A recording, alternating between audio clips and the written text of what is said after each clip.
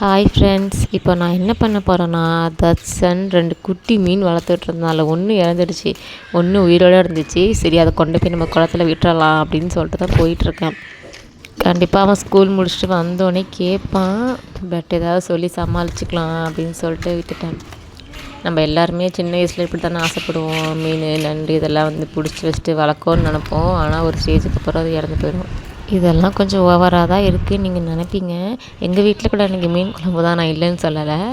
But இதெல்லாம் ரொம்ப சின்ன குழந்தைகள், அதனால் எனக்கு மனசே கேட்கல.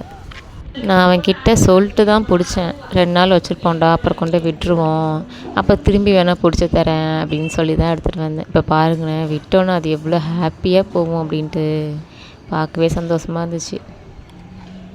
உங்களுக்கும் சின்ன வயசில் இந்த மாதிரி மீன்லாம் பிடிச்சி வளர்த்த அனுபவங்கள்லாம் இருந்தால் எனக்கு கமெண்டில் சொல்லுங்கள். நான் அப்படி தான் இருந்தேன். அது இறந்துட்டுச்சுன்னா நான் ரொம்பவே அழுதுருக்கேன்.